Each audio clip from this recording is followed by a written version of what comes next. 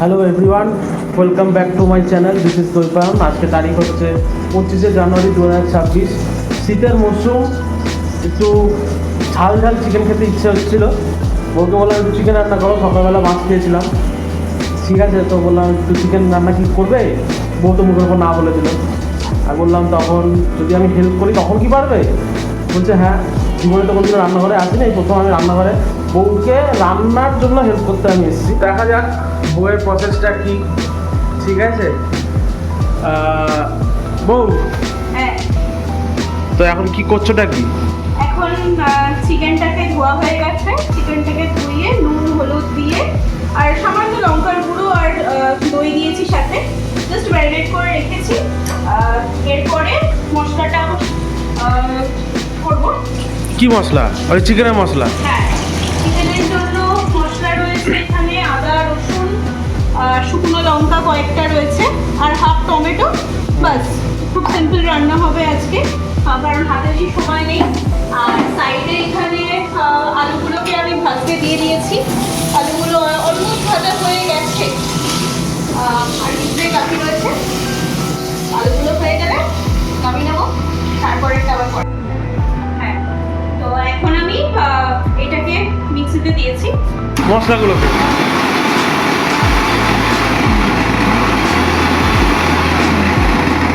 মশলা আমার almost done. ঠিক আছে, খুব পাতি যে মশলাগুলো থাকে, ঘরোয়া যা মশলাগুলো রয়েছে, মশলাগুলো একবার বলে দাও।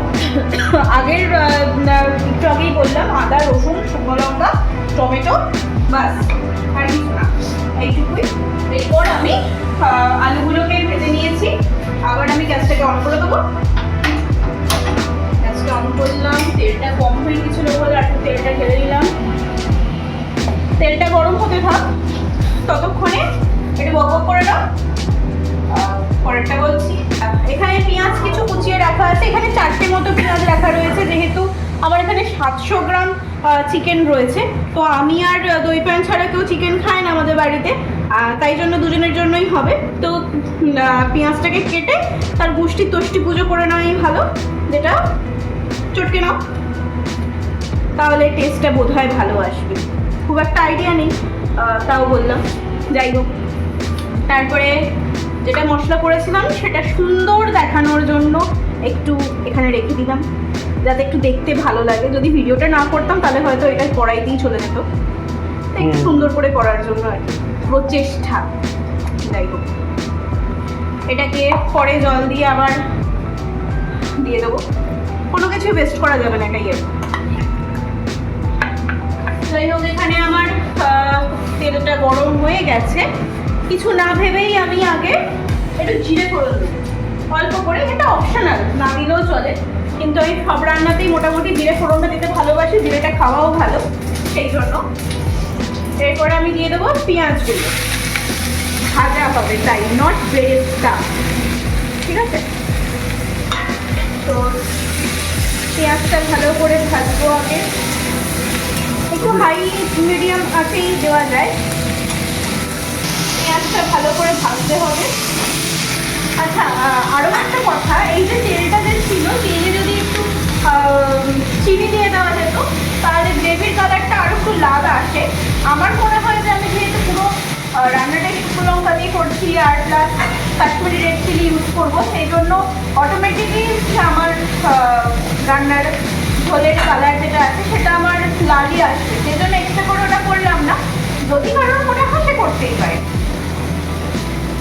এটা একটু ভালো করে ভাজাবো। সবই তো বুঝলাম, কিন্তু ব্যাপার যেটা হচ্ছে, তুমি তো রান্নাটা মানে রেসিপিটার তো নাম বললে না। রেসিপিটার নাম কি? রেসিপিটার অ্যাকচুয়ালি কোনো নাম নেই, এটা সবাই জানে যে নর্মাল চিকেন কষা যেরকম হয়, চিকেন কষা। আর যেহেতু আমরা আজকে ভাত দিয়ে খাবো রাত্রির বেলা, চিকেনটা আমি বেসিক্যালি ভাত দিয়ে পছন্দ করি, সেটা রুটি দিয়েও খাই। তো যেহেতু শুধু ভাত আর চিকেন, তাই জন্য একটু আলু দেবো, কিন্তু প্রিপারেশনটা একদমই হবে চিকেন কষার মতো। ঠিক আছে, আর রান্নাটা মোটামুটি আমি এই 1-1.5 বছর ধরেই খুব ভালোভাবে করছি। আর সেটা বলতে গেলে একমাত্র একটাই চ্যানেল আছে ইউটিউবে, যাকে দেখে আমারও একটু রান্না করতে শেখার খুব ইচ্ছা রয়েছে। দাদা আমাকে গেস করতে দাও। হ্যাঁ, গেস করো। বোধহয় সবসময় রেডি খায়। হ্যাঁ। বলতে বলতে আমি ভুলে গেলাম, আমি এখানে যে মশলাগুলো বেটে রেখেছিলাম সেই মশলাগুলো আমি দিয়ে দিই, ঠিক আছে? বলো। গেস্টটা করি। হ্যাঁ, অতনুদা কি অতনু রান্নাঘর? অতনুর রান্নাঘর এটা অনেকেই সবাই এখন ফলো করে। কিন্তু ডে 1 থেকে যখন অতনু বোধহয় ভিডিও ছেড়েছিল তবে থেকেই বোধহয় আমি ফলো করে থাকি, আমার খুব ভালো লাগে। দাদার কথাবার্তা ভীষণ সুন্দর। আমার মনে হয় কন্টেন্ট ক্রিয়েটার অনেকেই হয়, কিন্তু যার পরিবেশনা সুন্দর হয় আমরা তাদেরকেই দেখি। অনেকে রান্নার চ্যানেল আছে, আমি কাউকে ছোট করছি না, কিন্তু অতনুদার প্রেজেন্টেশনটা খুব সুন্দর, মানে এত সুন্দর ভয়েস মডুলেশন বা যা কিছু প্রেজেন্টেশন, উনি বিশাল মাপের শেফ একজন হবেই অবভিয়াসলি, তাই জন্য তারটা ভালো লাগে।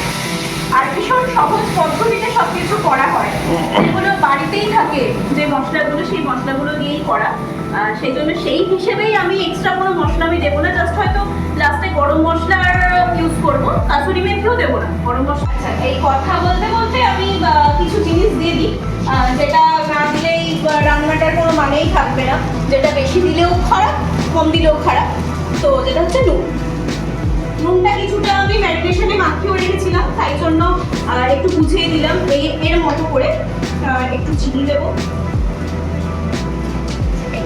আর হলুদ গুঁড়ো দেবো,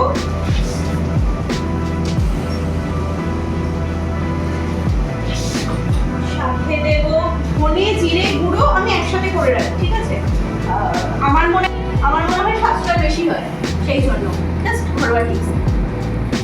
আর সাথে একটু কাশ্মীরি লঙ্কা, ব্যাস। এবারে এইটাকে আমি অল্প অল্প জল দিয়ে কষাতে থাকবো। দেখে তো এখনই জিভে জল চলে এলো, তাও এখনো চিকেনটা পড়েইনি। গন্ধটাই ভালো উঠেছে। হ্যাঁ, গন্ধটা যেহেতু আদা রসুন রয়েছে বেসিক্যালি, সেই জন্য গন্ধটা খুব সুন্দর উঠেছে। আর এতে অল্প করে একটু গরম মশলা গুঁড়ো দেওয়া যায়। আর বলে রাখি, আমরা কিন্তু কোনো রকম বাইরের কোনো মশলা ইউজ করি না, আমরা নিজেরা গরম মশলাটাও আমরা নিজেরা বাড়িতে তৈরি করি, ঠিক আছে?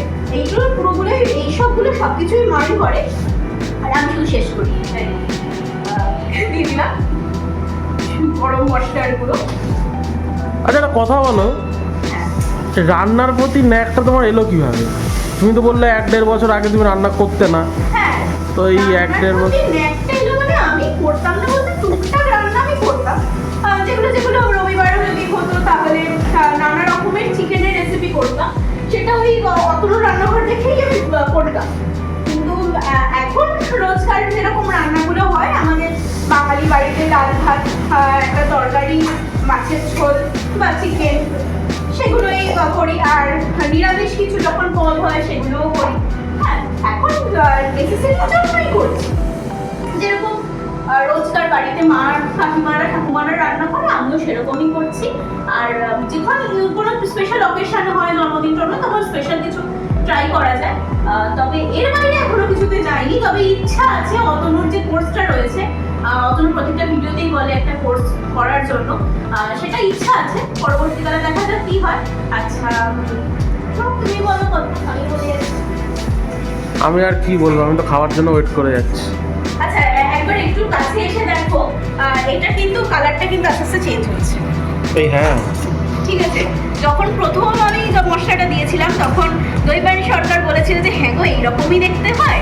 কোনোদিনও আসেনি রান্নাঘরে, কিভাবে কি হয় সেটাও জানে না। আর রান্নাটা আস্তে আস্তে, আমি বেসিক্যালি গরম জলটা ঠিকঠাক করতে পারি, আর টু সাম এক্সটেন্ট একটু চাটা করতে পারি, বা তাও একবার করেছিলাম। বলেছে খুব ভালো। বউয়ের শরীর খারাপ ছিল, একবার করেছিলাম, বাই চান্স ভালো হয়ে গেছে। বাই চান্স, আমি স্বীকার করছি, বাই চান্স ভালো হয়ে গেছে। আর ওই রান্না বলতে, রান্না আমার তো সেরকম আইডিয়া নেই, একমাত্র ওই জল গরম আর ডিম সেদ্ধ ছাড়া আমি কিছুই পারি। দেখো, আমার মনে হয় রান্না করাটা একটা শিল্প, ঠিক আছে? একটু ভালোবেসে পরিমাণ মতো নুন চিনিটুকু দিয়ে দিলে আমার মনে হয় রান্নাটা খেতে ভালোই। কিন্তু ভালোবেসে রান্নাটা করতে হবে। হ্যাঁ, ওটাই তো বলছি। রান্না করে দিয়ে দিলে না, আমি তো বলছি রান্না করাটা একটা শিল্প। শিল্পটা কিন্তু যারা শিল্পী হন, সে যে কোনো শিল্পী হতে পারে, তারা কিন্তু জিনিসটা খুব ভালোবেসেই করে। কারণ হাতের কাজ কখনো তড়িঘড়ি করে হয় না, তাকে ভালোবেসেই করতে হয়। সেটা একটা আলপনা দেওয়া হোক আর টুপি দেওয়া, একই ব্যাপার। কথা বলছি। দেখি এখন কি করছো? ও আচ্ছা, ওটাই করে যাচ্ছে। হ্যাঁ, এইটাই একটু সময় লাগে, এটা একটু ভালো করে কষলে ভালো খেতে হয়, কালারটা একটু ভালো আসে।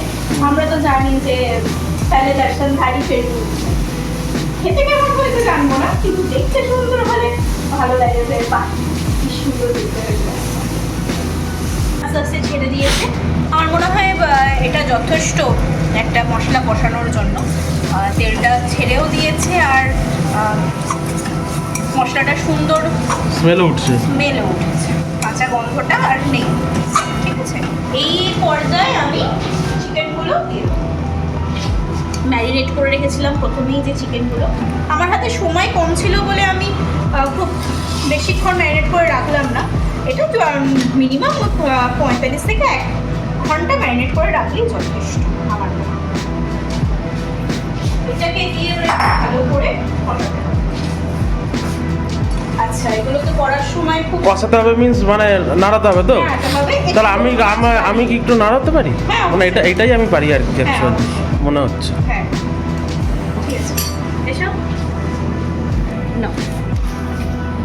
আচ্ছা, প্রথমবার ক্যামেরা ধরছি তো দুজনেই, একটু ভুলভাল হতে পারে, একটু অ্যাডজাস্ট করে নেবেন। Yes, first time in history. হ্যাঁ, এটা মাছগুলোকে পাল্টাতে পারছি না। আস্তে আস্তে করো।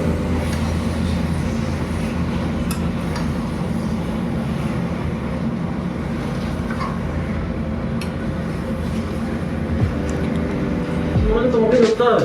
না না, করো না, আস্তে আস্তে করো, সময় নিয়ে করো হাতে। আচ্ছা, এটা করতে করতে পাশে ভাতটাও বসিয়ে দিয়েছি। হ্যাঁ, ওটা তো বলেছি। হ্যাঁ, ওটা বলা হয়নি তাই বলে দিলাম। শুধু দেখো যে নিচে যেন লেগে না যায়, কারণ আঁচটা একটু বাড়ানো রয়েছে, নিচে যেন লেগে না যায়। আমার হয়ে গেছে, আমার রান্না হয়ে গেছে। আমার রান্না, এই রান্নায় আমার অংশ নেওয়া হয়ে গেছে। ভিডিও শেষে বলতে হবে যে কি কি হেল্প করা হয়েছে ভিডিও করা ছাড়া। ভিডিও করার এই তো খুঁজছিল না। হ্যাঁ, এটাই।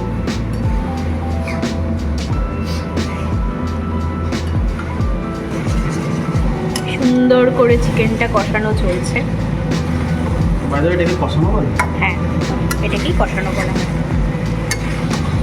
ও, একটা ঘটনা তো তুমি শেয়ারই করলে না। কিটা? সেটা হচ্ছে আমরা বেরিয়েছিলাম সরস্বতী পুজোর দিনকে বেরিয়েছিলাম। হ্যাঁ, হ্যাঁ, তো আমরা কোলাঘাটে গিয়েছিলাম বিকেলবেলা চা খেতে। শেরে পাঞ্জাবে গিয়েছিলাম, কিন্তু দেখলাম ভীষণ ভিড় রয়েছে সেখানে। ভীষণ ভিড় বলে না, ওটাকে শ্রীভূমির লাইন পড়া বলে। হ্যাঁ, ওই শ্রীভূমির লাইন পড়ার মতো ভিড় ছিল। শ্রীভূমি না, শ্রীভূমির লাইন ওর থেকে কম পড়ে। ওরে বাবারে বাবা, বাইকের জন্য মানে তাহলে কি বলবো, আমি ভাষা বুঝতে পারছি না। হ্যাঁ, ওখানে অত ভিড় দেখে ওখান থেকে একটু আগে ফ্যামিলি রেস্টুরেন্ট বলে একটা রেস্টুরেন্ট তো বলবো না, মানে ওর একটা দোকান ছিল রোড সাইড ধাবার মতো। হ্যাঁ, কফি খেলাম, বেশ ভালো, বেশ ভালো। ওটা মানে যদি বাড়িতে আমি অনলাইনে ভিডিও দেবো। তো ভিডিও বানানো আছে, আপলোড এডিট করাটাও আছে, এডিটটা করে ছাড়বো। তো সেখান থেকে যখন আমি ফিরছিলাম, মানে দুজনেই যখন ফিরছিলাম, বাইকে করে ফিরছিলাম, আর আমি পরেছিলাম একটা সোয়েটার, হুম তাই তো? হুম তো সোয়েটারটা কি হলো তুমি কি বলো? সোয়েটারটা একটু বড় ছিল। একটু বড় ছিল। দেখো, বেসিক্যালি আমার মানে আমি চাই না বাইকে কেউ বড় জিনিস পরে উঠুক বা শাড়ি পরে উঠুক, যেটা পসিবল না, যেটা জন্য সেটা আমার ঝামেলা হয় মানুষের সাথে। শাড়ি পরে উঠলে আমার প্রথম কথা খুব আনকমফোর্টেবল লাগে। আনকমফোর্টেবল লাগে মিনস এক সাইডে দুটো পা করে বসতে হয়, তো মনে হয় যেন বাইকটা একদিকে টানে, হ্যাঁ, ডিসব্যালেন্স হয়ে যায় মনে হয়। আমার মানে আমার মনে হয়। তো ভালো ভালো কথা পড়েছে। বারবার ক্রস করলাম, উলুবেড়িয়া ক্রস করলাম, বাইকটা উলুবেড়িয়া যেই ক্রস করলাম বাইকটা হালকা একটু কেঁপে উঠল। আচ্ছা, কথা বলতে বলতে আলুটা একটু দিয়ে দিতে হবে। তো একটু আলুটা দিয়ে দাও। আলুটা হ্যাঁ হ্যাঁ, আলুটা দিয়ে দাও, কেমন করে? নর্মালি ঢেলে দাও। হ্যাঁ, দর্শক জানে বাঙালি বাড়িতে এইরকমই ঘটি বাটি ইউজ হয়, কোনো সমস্যা নেই। চলো বলো। তো বাইকটা হালকা জাস্ট কেঁপে উঠলো, ঠিক আছে। আমি ওটা বুঝতে পারিনি, আমার তো এনফিল্ডের মিডিয়া 350 রয়েছে সুপার ব্রাউন কালার। তো কিছুক্ষণ পরে একটু বলছে যে বাইকটা সাইড কর। আমি ভাবলাম কেন কী বলবো, ঠিক আছে বলছে যখন বাইক চালানোর সময় পিলিয়ন কী বলছে বা পিলিয়নের কোনো অসুবিধা হচ্ছে কিনা সেটা সবসময় মাথায় রাখতে হবে।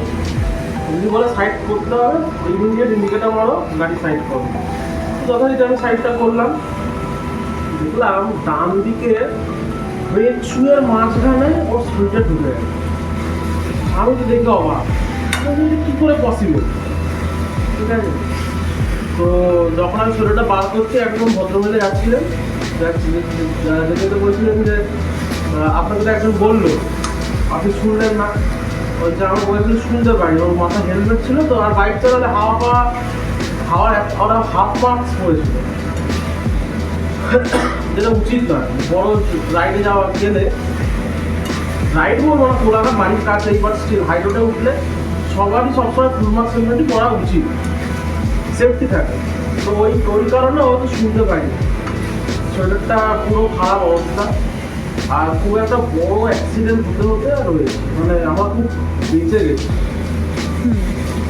তো আমারও বলার যে যারা যারা বাইকে পেছনে উঠবেন তারা একটু সাবধানে, যারা ধরো গাউন ফাউন পরে ওঠো, আমিও গাউন পরি, আমার ভুলই হয়েছে, আমি না খেয়াল করিনি, আমার মানে অলরেডি দুটো গাউন এরমভাবে নিচে পুড়ে গেছে সাইলেন্সারে লেগে, তো সেই জন্য আমারও সাবধান হওয়া উচিত ছিল। যাই হোক, সাইলেন্সার ভালোই হিট করে, হ্যাঁ একদম, হ্যাঁ। তো মানে তুমি 10-8 ঘন্টা যদি গাড়ি চালাও সাইলেন্সার দিয়ে মারাত্মক লেভেলের হিট আসে। তো যারা এই বড় বড় জামা কাপড়গুলো পরবেন তারা একটু দেখে গুটিয়ে বসলেই সলভ আর কি, এটাই। আচ্ছা, এবারে তুমি একটু ক্যামেরাটা ধরো, আমাকে এবারে মনে হচ্ছে যেতে হবে। চাপা দিয়ে রেখেছিলাম, তখন একটু নুন মিষ্টিটা একটু দেখে নিয়েছিলাম, দেখলাম ঝালটা একটু কম হয়েছে, তাই আমি একটু লঙ্কার গুঁড়ো অ্যাড করেছি আর একটু নুন দিয়েছি, ঠিক আছে। এবারে আরও একটু আমি চাপা দিয়ে রাখবো খানিকক্ষণ, আস্তে আস্তে দেখো কালারটা কি সুন্দর চেঞ্জ হচ্ছে, ঠিক আছে। আর এইদিকে আমি কি করবো, মাইক্রো ওভেনে একটু জল গরম করে নেবো। আমি শুনেছি যে যে কোনো কষানো, সেটা চিকেন হোক বা মাটন হোক, যাই হোক না কেন, একটু গরম জল দিয়ে যদি কষানো যায় তাহলে কালারটা আরও সুন্দর আসে আর কাঁচা জলটা পড়ে না আর কি। সেই জন্য আমি একটু জলটা গরম করছি, জলটা দেবো অল্প অল্প করে দিয়ে সেদ্ধ করার কথা, অনেকক্ষণ কষানো হয়ে গেছে। এবার সেদ্ধ কিছু বলার থাকলে বলো। আমার কিছু বলার নেই, কিছু বলার নেই। আর সকালে তুমি কি হাঁটতে যাবে? যাবে না? ডিপেন্ড করছে। আচ্ছা, সকালবেলা হাঁটছি আর এরকম তেলে জিনিসপত্র খাচ্ছি, এটা তো হয় না দুটো একসাথে। তো এখন আজকে আমি তেল দিয়ে চিকেন রান্না দেখালাম, পরের দিনকে ইচ্ছা আছে একটু অয়েল ফ্রি চিকেন দেখাবো, যেটা ভীষণ টেস্টিও হবে এবং হেলদিও হবে। কাউকে যদি সার্ভ করো তখন দেখবে কেউ বুঝতেই পারবে না যে এটা অয়েল ফ্রি চিকেন, এত সুন্দর দেখতেও হয় আর টেস্টও হয়। হ্যাঁ, ওটা সত্যি কথা বলতে ওটা অলরেডি আমি আগে খেয়েছি, ঠিক আছে। ও আগে একবার করেছিল, আমিও খেয়েছি, দুর্দান্ত খেতে লাগে। ওটা যে অয়েল ফ্রি ওটা বোঝাই যায় না, ঠিক আছে। তো নেক্সট টাইম যখন আমরা করবো, মানে যখন ও করবে তখন আমি ভিডিও করবো। এখন কি কষা বলছে, জলটা গরম হয়ে গেছে আর তেলটাও দেখো অনেক ছেড়ে দিয়েছে, দেখা যাচ্ছে কি? দেখা যাচ্ছে। মানে আমি জলটা দিয়ে দেবো, আরে আর পুরোটা কিছু, হ্যাঁ আর বেশি কিছু করবো না, এটা অল্প অল্প জল দিয়ে কষালে আরও ভালো হয়। ওই তোমাদের যেরকম বলা হয় না যে গোলবাড়ি স্টাইল চিকেন বা মাটন কষা যেরকম হয়, ওইটা ওইভাবেই করে। আর হ্যাঁ, গোলবাড়ির চিকেনে বা মাটনে আমি একটা জিনিস দেখেছি, যেটা হচ্ছে পেঁপে বাটা দেওয়া হয়, বিশেষ করে মাটনটাতে। সেখানে তো সেদ্ধ করার জন্য নাকি? সেদ্ধ করার জন্য তো বটেই, কারণ একটাই কারণ, ওই চিকেনটা বা মাটনটাতে না জল পড়ে না, ওই পেঁপেতেই যে জলটা বের হবে সেই জলটাতেই ওটা সেদ্ধ হবে, ঠিক আছে। তো সেইভাবেই আর কি, সেই ওটাও একদিন ট্রাই করবো, ইচ্ছা আছে। আজকে এটা একটু বাড়িয়ে দিয়ে একটু ঢেকে দিচ্ছি, জলটা যখন ফুটে উঠবে তখন একদম এদিকে আমার ভাতটাও হয়ে, এবারে আমি চাপাটা তুলে দিলাম। চাপাটা দিয়ে দেখো কিরকম এসছে কালারটা। গন্ধটা কিন্তু অস্বাভাবিক ভালো এসছে, যাই বলো। এবারে লাস্ট আমাদের যেরকম সাজগোজের একটা ফাইনাল টাচ হয়, সেটা কি? যে সাজগোজের ফাইনাল টাচ পারফিউম। সাজগোজের ফাইনাল টাচ কি হয়? পারফিউম হয়। পারফিউম হয়। ঠিক সেই জন্যই রান্নার একটা ফাইনাল টাচের দরকার হয়, যেটা হচ্ছে অল্প করে একটু কসুরি মেথি নাও হাতে, জাস্ট কষো, কষে দিয়ে দাও।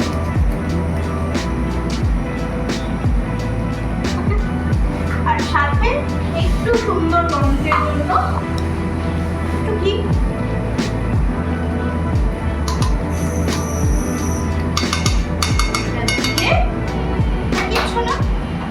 বন্ধ করলাম, চিমনি বন্ধ। এটা একটু কিছুক্ষণের জন্য ঢেকে রাখবো, তারপরে সার্ভ করে দেবো। ব্যাস 2 মিনিট হয়ে গেছে। আমি কড়াইটার ঢাকাটা খুলে নিলাম। এই হচ্ছে ফাইনালি চিকেন কষা আলু দিয়ে। এবার আমি সার্ভ করে দেবো।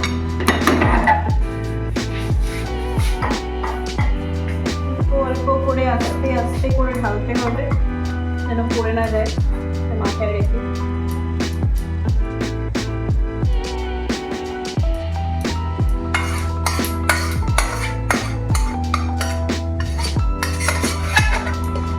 কিছুই ওয়েস্ট করা যাবে না,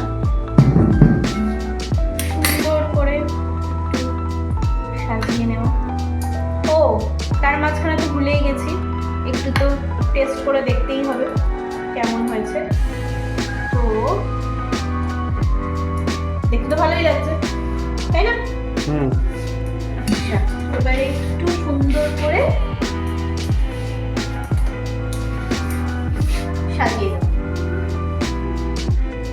ভালো করে মুছে দিলাম। কিছুই না, পরিষ্কার থাকলে রান্না করতেও ভালো লাগে, দেখতেও ভালো লাগে। দেখতেও ভালো লাগে। এবার টেস্ট।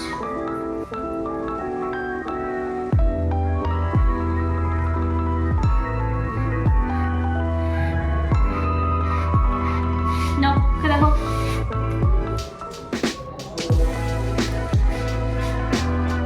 বড়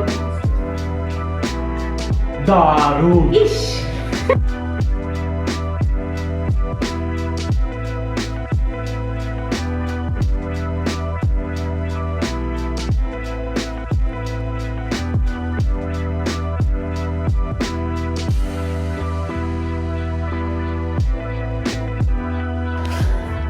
তো এইটা ছিল আমাদের দুজনের একসাথে ফার্স্ট ব্লগ।